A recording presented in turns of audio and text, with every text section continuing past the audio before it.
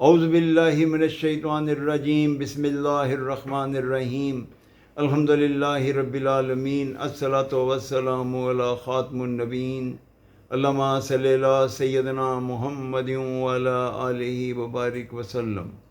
السلام علیکم ورحمۃ اللہ وبرکاتہ۔ میرے ناظرین، عالم دین، میرے بھائیوں، میری بہنوں، میں راہ فلاح کے چینل سے تحسین آپ سے مخاطب ہوں۔ میں جو آج حدیث بیان کرنے جا رہا ہوں وہ صحیح بخاری باب اول کی ابتدائی حدیث ہے۔ اس کا مفہوم ہے اعمال کا دارمدار نیتوں پر ہے۔ حضرت عمر بن خطاب رضی اللہ تعالی عنہ ممبر پر نبی پاک صلی اللہ علیہ وسلم کا ارشاد نقل فرماتے ہیں کہ اعمال کا دارمدار نیتوں پر ہے۔ اگر کوئی شخص شادی کے لیے یا کسی سے نکاح کے لیے ہجرت کرتا ہے تو اس کو اس کا اجر اس مد میں ملے گا، اور اگر کوئی خالصتاً اللہ کی رضا کے لیے کرتا ہے تو اس کو اس کا اجر اس مد میں ملے گا۔ اس سے یہ ظاہر ہے کہ اعمال کا دارمدار نیتوں پر ہے، اور اپنے اعمال کے مطابق ہی، نیت کے مطابق ہی اجر ملتا ہے۔ ایک شخص مدینہ منورہ میں ایک خاتون سے ملا۔ دونوں نے آپس میں نکاح کرنے کا ارادہ کر لیا۔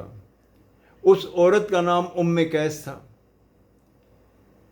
جب نکاح کی تمام شرائط طے ہو گئیں تو قیس نے ایک شرط رکھی کہ آپ مدینہ میں آ جائیں اور ہم یہاں نکاح کریں گے۔ یہ اس شخص کو گوارا نہ ہوا کہ لوگ مجھے کیا کہیں گے کہ میں نے عورت کے لیے شہر چھوڑ دیا۔ کچھ عرصے کے بعد اللہ تعالیٰ نے ہجرت کا حکم دیا، ہجرت کا پروسیس شروع ہوا، تو اس شخص نے سوچا چلیں مدینہ چلتے ہیں، وہاں نکاح بھی کر لیں گے، اور سب کے ساتھ ہجرت کر کے مدینہ آ گئے، اور وہاں آ کے انہوں نے قیس کے ساتھ نکاح کر لیا۔ نبی پاک صلی اللہ علیہ وسلم نے اس پہ فرمایا کہ اگر کوئی عورت سے نکاح کے لیے ہجرت کر کے آتا ہے تو اس کا اجر اس مد میں ہے، اور اگر خالصتاً اللہ کی رضا کے لیے کوئی ہجرت کر کے آتا ہے تو اس کا اجر اس مد میں ہے۔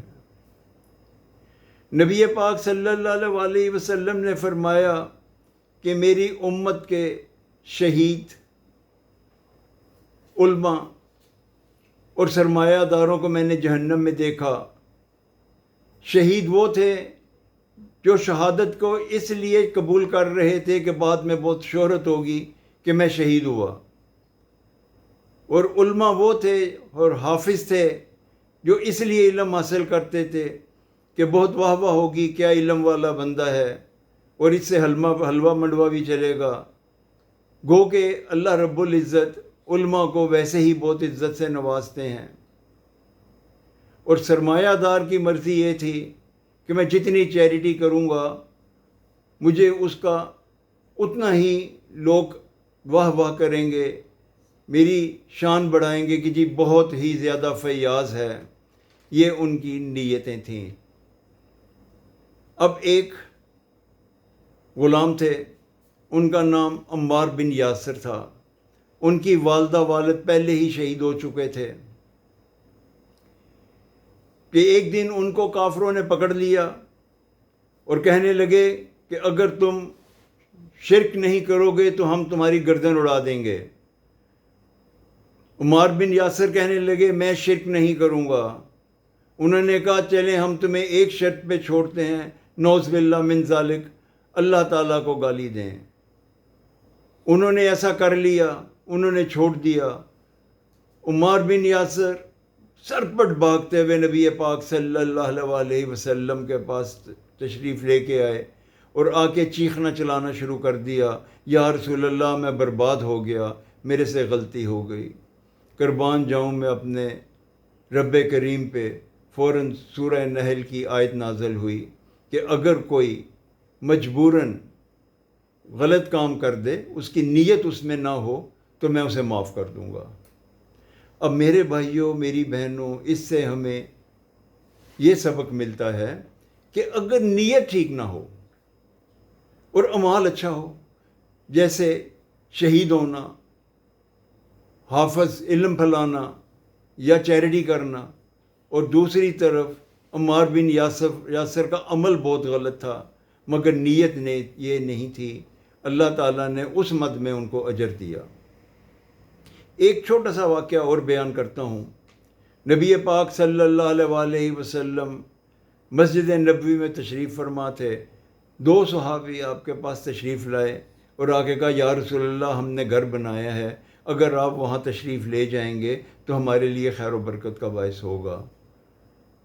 نبی پاک صلی اللہ علیہ وآلہ وسلم رحمت للعالمین ہیں، خاتم النبیین ہیں، امام المرسلین ہیں، کبھی کسی کا دل نہیں توڑتے تھے، فوراً اٹھے اور ان کے ساتھ ان کا گھر دیکھنے کے لیے چل پڑے۔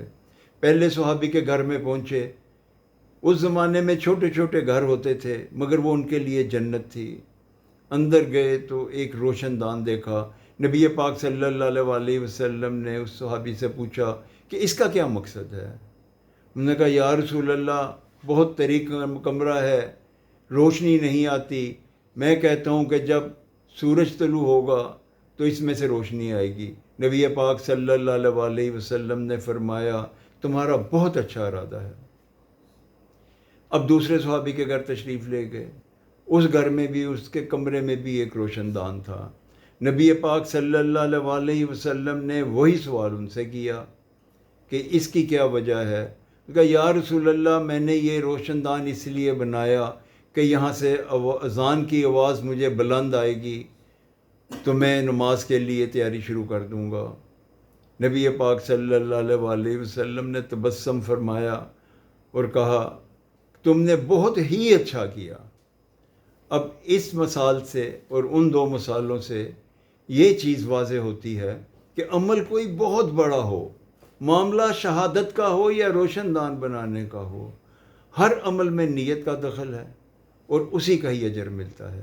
آئیں آج ہم اپنی گفتگو کا یہاں اختتام کرتے ہیں اور اللہ سے یہ دعا کرتے ہیں کہ میرے مالک ہم سب کی نیتوں کو خالصتاً اللہ اور اس کے رسول کے احکام کے مطابق کر دے، اس کی رضا کے مطابق کر دے۔ وآخر دعوانا الحمد للہ رب العالمین۔